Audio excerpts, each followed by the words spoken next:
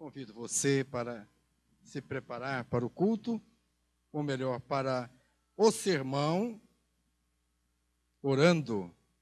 Curvemos as nossas cabeças, vamos orar ao Senhor. Estamos felizes, Senhor, porque estamos na Tua presença, na companhia dos santos, como objetivo principal, prestar a Ti o nosso serviço espiritual. Que o nosso culto seja agradável, seja bom, seja proveitoso, seja vivo, seja santo e seja, ó Deus, conforme a Tua vontade. Receba de nós toda a gratidão e agradecemos assim, porque podemos ouvir a Tua voz, a Tua palavra. Que o texto estudado seja de importância sumária para a vida de todos nós. Em nome de Jesus. Amém. Abra sua Bíblia no texto de Paulo aos Colossenses, no capítulo de número 2. Deixa aberto aí.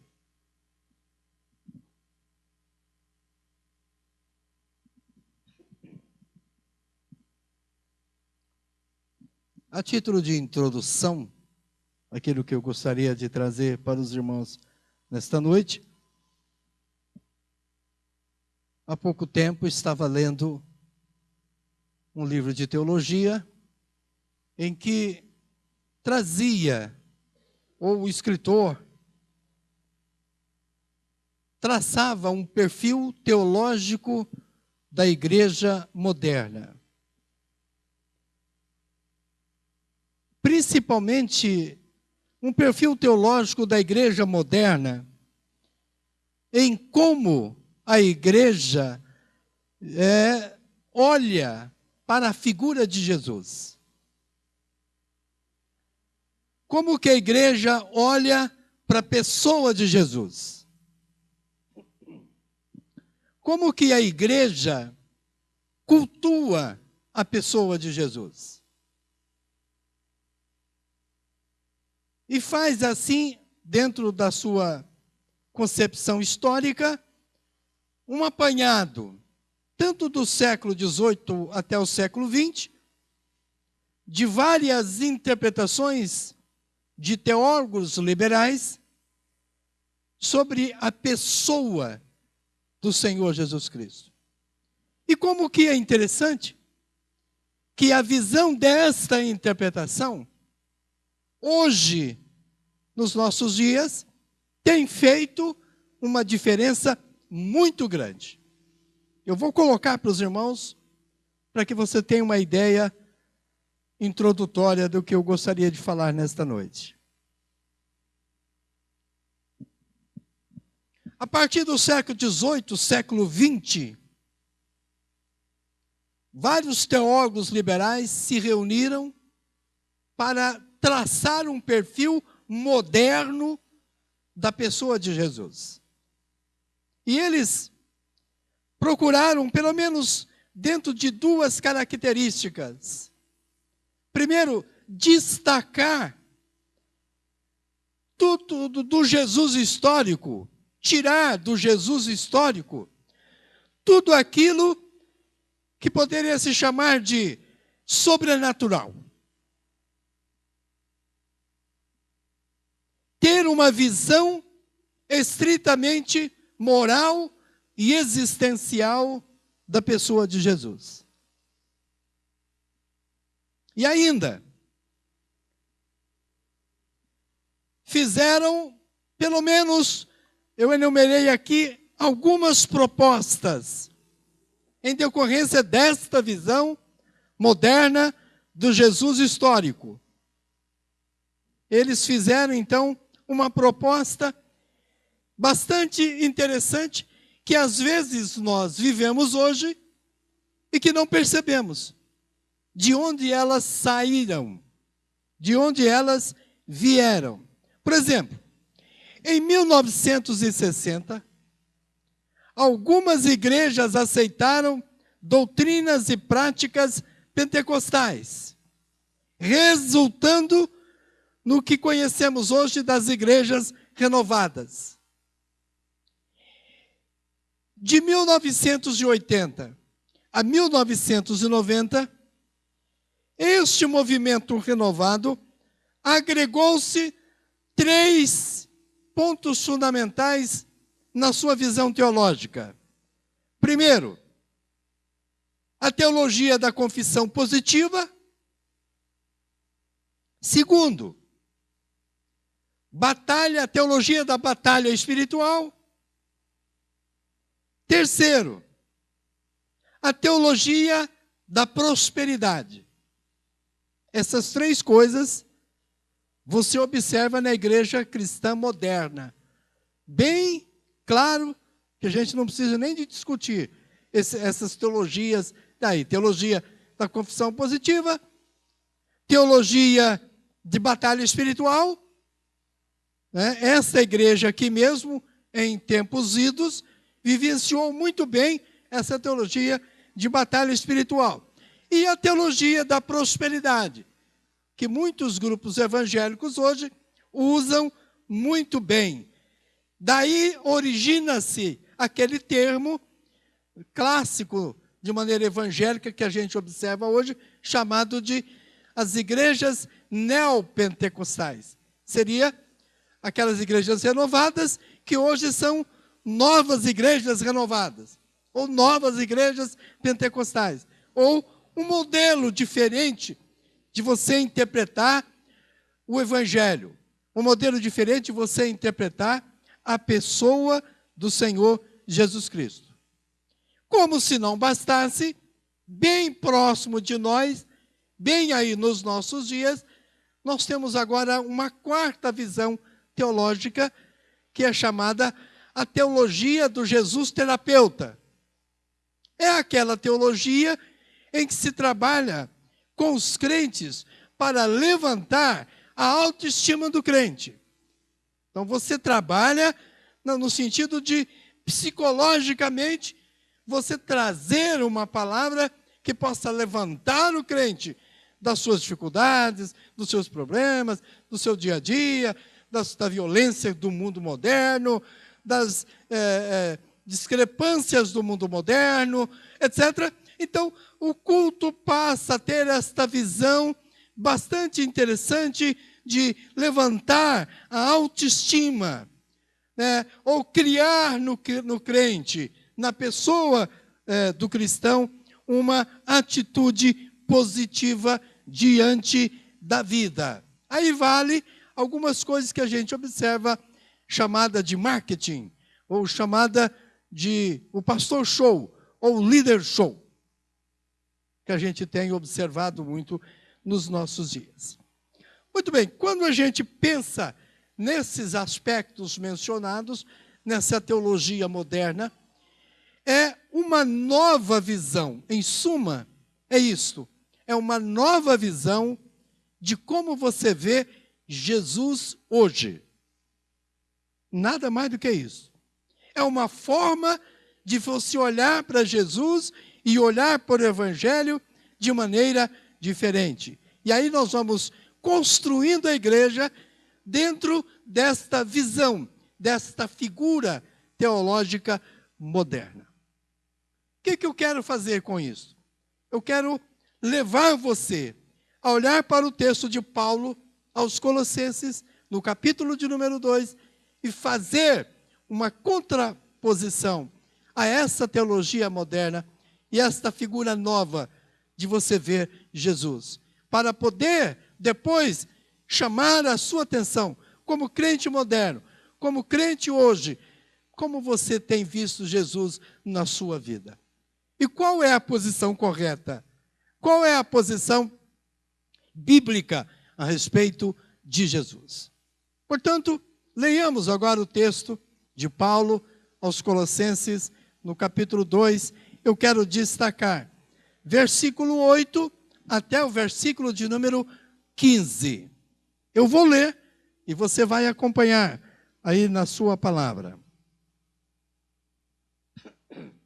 Diz assim o texto: cuidado, que ninguém vos venha enredar com sua filosofia e vãs sutilezas, conforme a, a tradição dos homens, conforme os rudimentos do mundo, e não segundo Cristo. Porquanto nele habita corporalmente toda a plenitude da divindade. Também nele estáis aperfeiçoados. Ele é o cabeça de todo o principado e potestade. Nele também fostes circuncidados, não por intermédio de mãos, mas no despojamento do corpo da carne, que é a circuncisão de Cristo, tendo sido sepultados juntamente com ele no batismo, no qual igualmente fostes ressuscitados, mediante a fé no poder de Deus, que o ressuscitou dentre os mortos. E a vós outros, que estáveis mortos pelas vossas transgressões e pela incircuncisão da vossa carne, vos deu vida, juntamente com ele, perdoando todos os nossos delitos, tendo cancelado o escrito de dívida que era contra nós e que constava de ordenanças, o qual nos era prejudicial, removeu-o inteiramente, encravando-o na cruz. E despojando os principados e as potestades, publicamente os expôs ao desprezo, triunfando deles na cruz. Fazendo para você, ou trazendo para você, uma compreensão a respeito desta visão de Paulo sobre a pessoa do Senhor Jesus Cristo.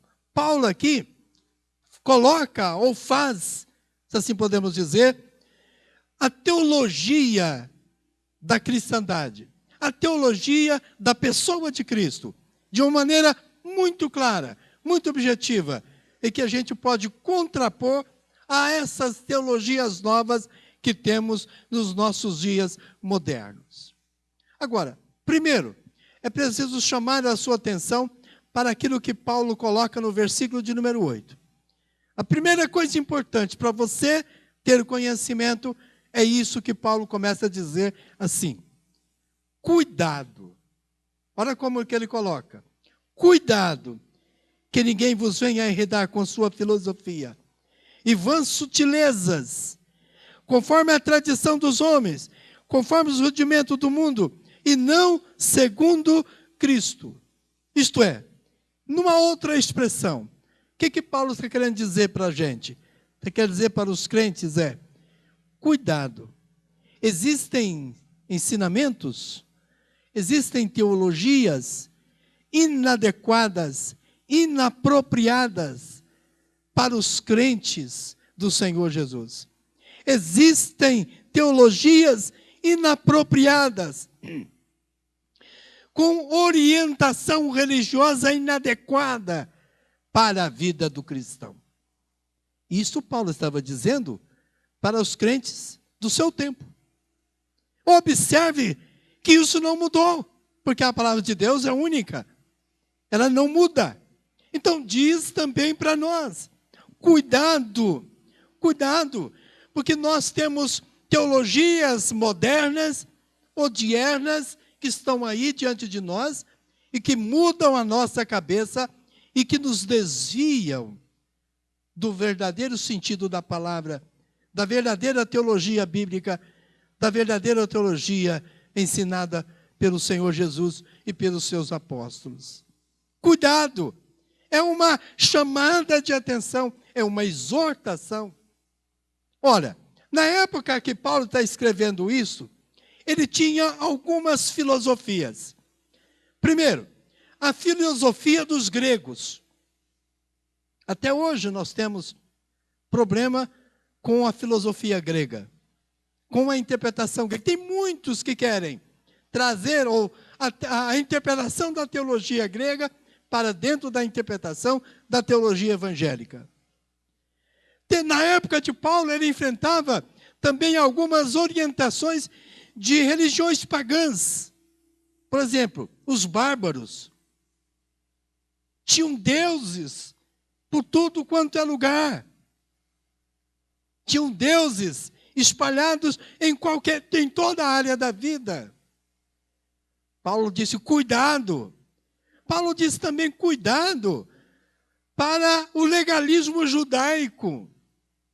Naquela época, o judaísmo já barrava a pessoa de Jesus, já tinha uma interpretação diferente da pessoa de Jesus.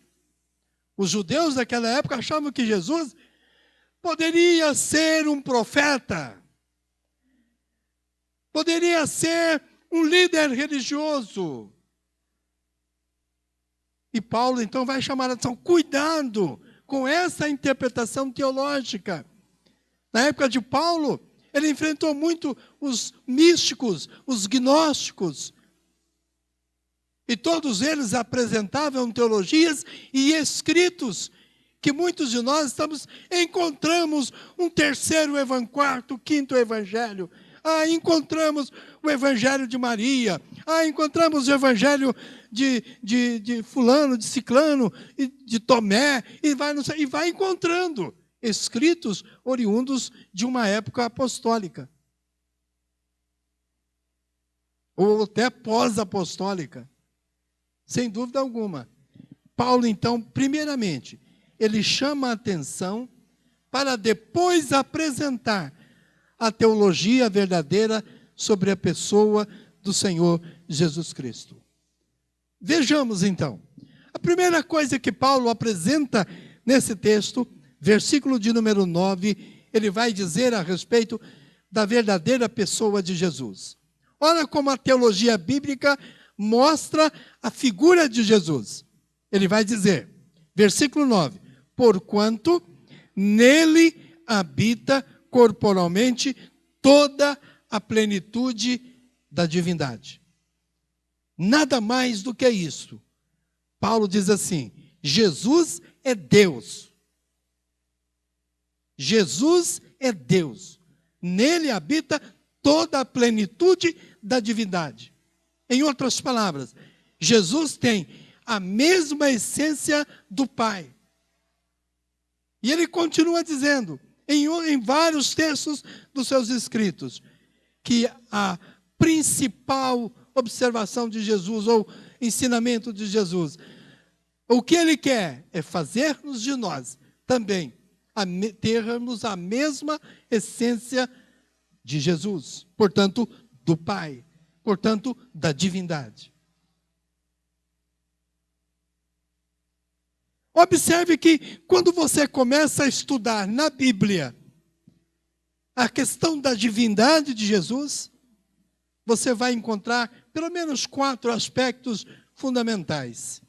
Primeiro aspecto, a divindade de Jesus é atestada por sua identificação com Deus Salvador desde o Antigo Testamento.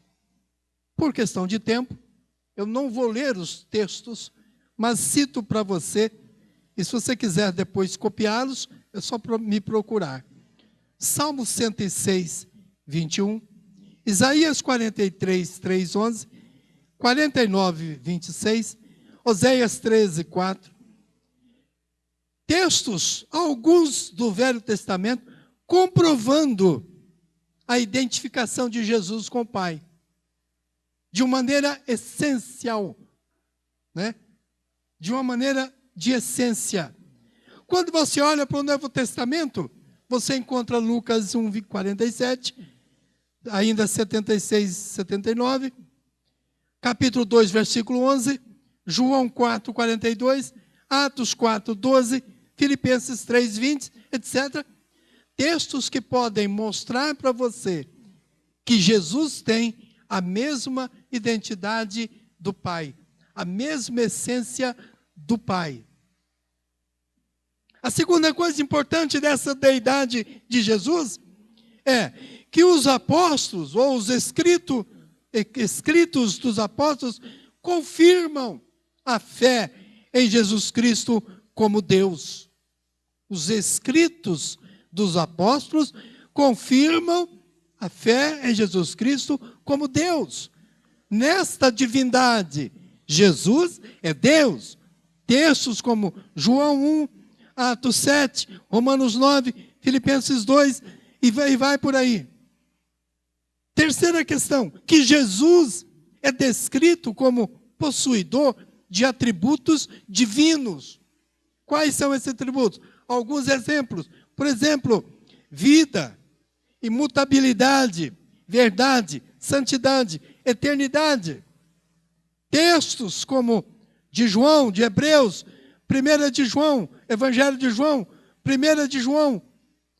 São textos que vão mostrar que Jesus é essencialmente divino como Pai. Um outro aspecto, ou mais ainda para acrescentar, mostrando que Jesus também é descrito como aquele que tem autoridade para ressuscitar os mortos e para julgar vivos e mortos. Texto de Mateus, texto de Apocalipse, confirmam esses textos.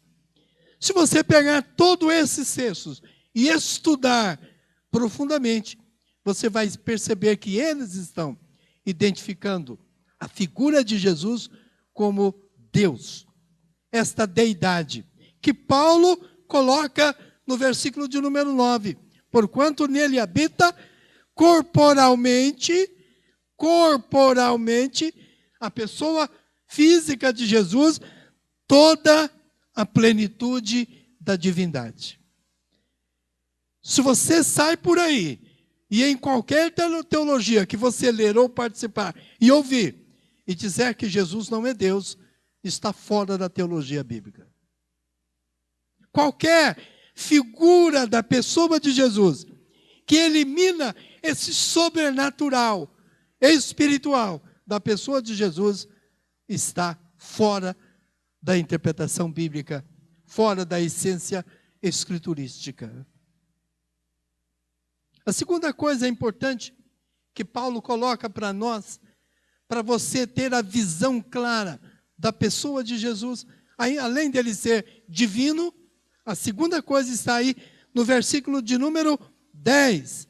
Versículo de número 10, ele diz: também nele estáis aperfeiçoados. Ele é o cabeça de todo o principado e potestade. Nele estáis aperfeiçoados. Ele é o cabeça de todo o principado e potestade. Isto é, Jesus é pleno. A plenitude é uma palavra grega chamada pleroma. Significa pleno total ou cheio, absolutamente cheio. Jesus é absolutamente cheio de toda a plenitude para trabalhar e operar na nossa vida. E ele usa aqui a palavra aperfeiçoar. O que é aperfeiçoar? É fazer de cada um de nós, pecadores, filhos de Deus, filhos do Altíssimo.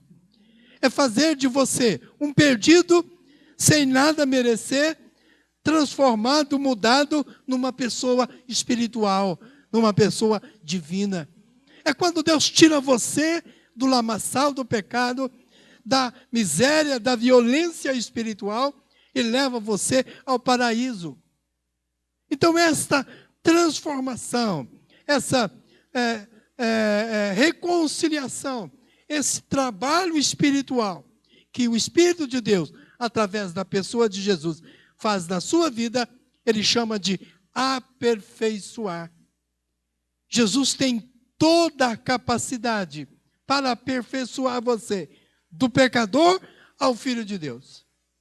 Jesus tem a capacidade de aperfeiçoar você nos seus erros, nas suas falhas, em tudo que você fizer na sua vida, levar você a fazer parte do reino de Deus, da cidade eterna dos céus.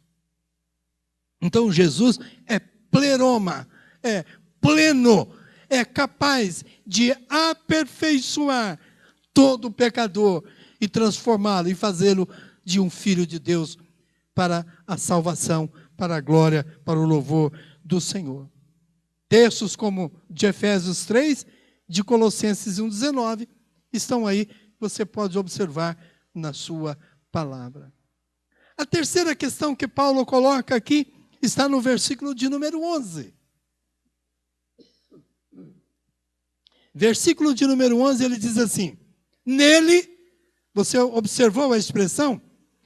Porque nele habita. Depois nele, aí também fostes circuncidados, não por intermédio de mãos. Você foi circuncidado pela circuncisão de Cristo.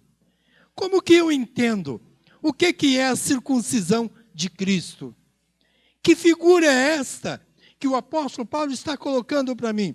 Que figura é esta que o apóstolo Paulo está colocando aí para que eu possa entender? Primeira questão importante que você observa aí. Eu sou circuncidado pela circuncisão de Cristo.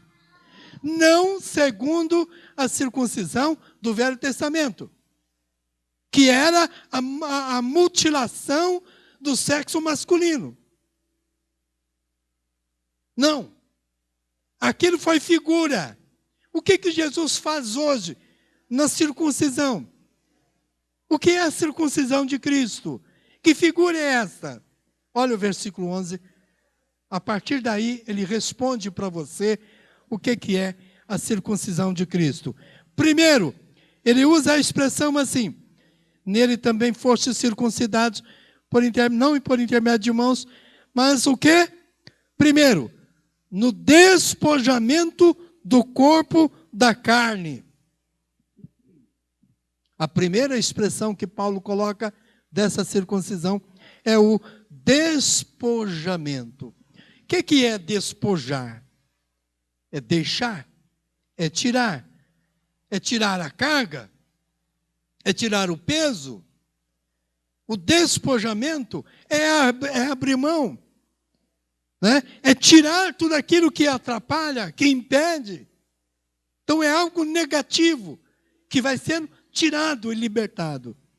Quando nós somos chamados, salvos, redimidos pela cruz do Senhor Jesus, pelo sangue do Calvário, a primeira coisa que isso faz é provocar em mim um despojamento. As coisas antigas passaram e eis que se fizeram novas. É esse deixar as coisas antigas e aquelas que passam a ser agora de maneira diferente. O crente é chamado para uma nova vida. Por isso ele é despojado. A pessoa de Jesus trabalha na sua vida para eliminar o velho homem e fazer de você uma nova criatura. Olha a segunda questão, versículo 12, quando ele vai dizer aí no versículo 12: tendo sido sepultados juntamente com ele no batismo. A segunda coisa que a figura de Jesus, a circuncisão de Cristo provoca em nós, primeiro é o despojamento.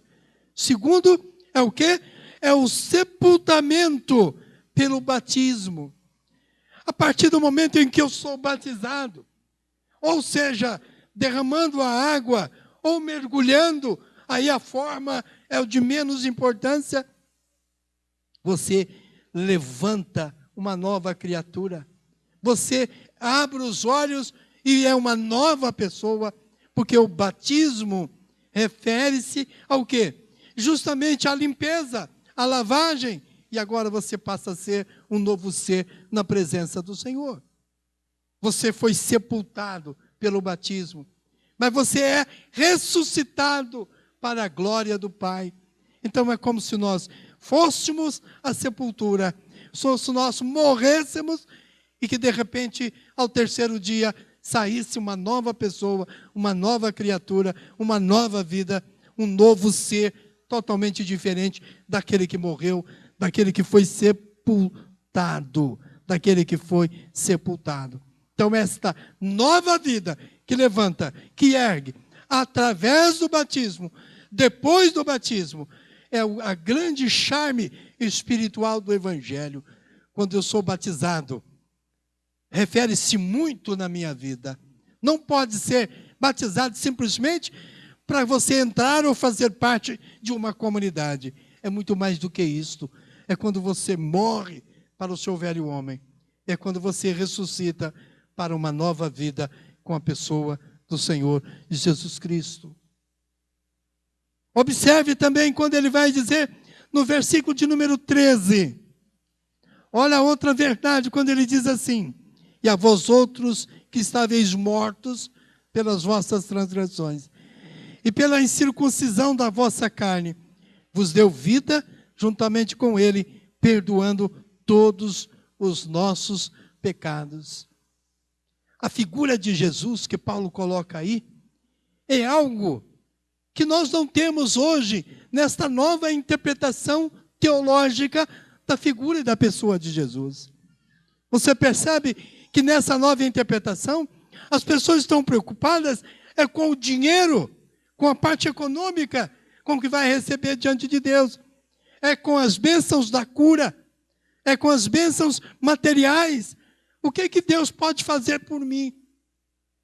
Mas, na verdade, a verdadeira essência da pessoa de Jesus está aqui.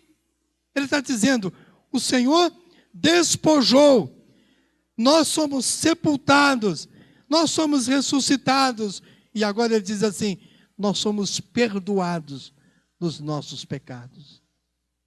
Isso não se prega mais, não se fala mais dessa teologia nas nossas igrejas, perdão de pecados. Você é perdoado dos seus erros, das suas falhas. Você precisa compreender o perdão dos pecados. A morte na cruz, o derramamento do sangue, traduz justamente perdão de pecados.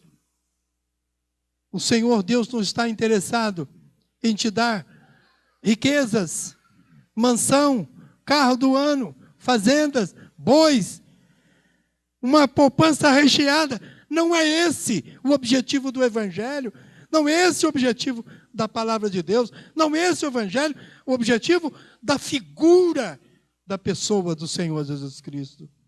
Ele veio morrer na cruz para perdoar os seus pecados, aqueles pecados que a gente comete contra Deus, aquelas falhas, aqueles erros que a gente comete contra o Senhor.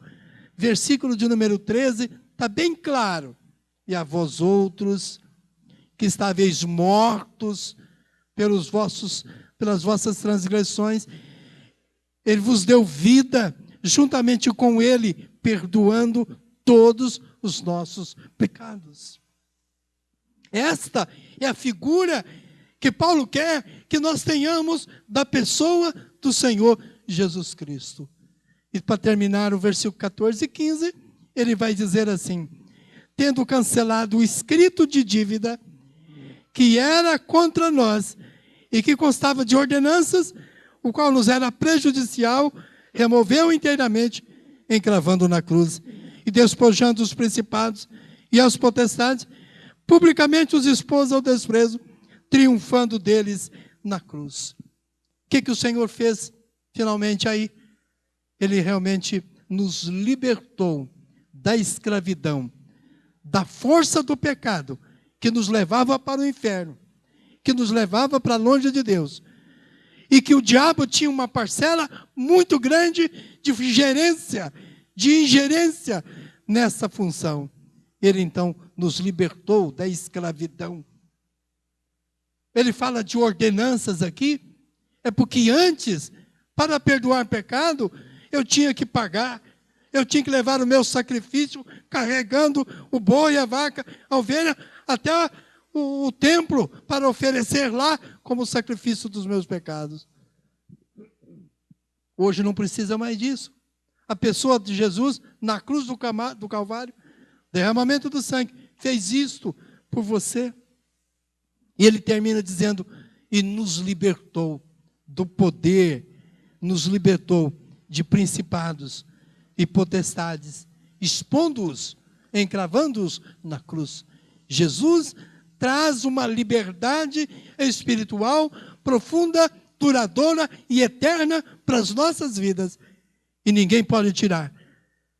Porque o maior inimigo, ele destruiu e venceu na cruz do Calvário, quando morreu e ressuscitou. Irmãos, para a gente concluir, o que eu quero, a minha palavra hoje para você demonstrar, é que nós temos muitas teologias hoje em dia, teologias modernas, que muitas vezes para nós, sem muita reflexão, parece melhores, teologias boas, como por exemplo, batalha espiritual, prosperidade, confissão positiva, um Jesus terapeuta. Parece que isso é muito interessante. E muitas igrejas estão aprofundando e caminhando nessa direção. Paulo diz assim: cuidado com as vãs filosofias, com essas sutilezas humanas, porque elas podem levar você não a aproximar-se de Deus, mas levar você a afastar-se de Deus completamente. Pode ser que você até vá para a igreja, até preste o seu culto, mas quando você ouve de Jesus, não é mais o mesmo Jesus das Escrituras, não é mais o mesmo Jesus que te salva, que te liberta, que te transforma, que te perdoa e que te leva para a eternidade. Estar com Jesus, o Jesus que Paulo descreve aqui, esse é o Jesus que é Deus, esse Jesus que é plenamente suficiente para libertar, transformar e mudar a sua vida. Esse Jesus que é o Jesus que muda, transforma a nossa vida diariamente, garante também a nossa eternidade, a nossa vida com Ele lá nos céus. Sem querer estender mais, mas dizer para você, nós precisamos voltar para a palavra. Nós devemos observar melhor as teologias modernas. E tudo aquilo que distanciar você do verdadeiro evangelho, da verdadeira pessoa de Jesus, da verdadeira igreja, sai fora. Porque é a laço do diabo. Laço do diabo, que vem para matar, roubar e destruir. Que Deus abençoe a sua vida, que você possa refletir mais e mais a cada dia melhor sobre essas palavras. Amém?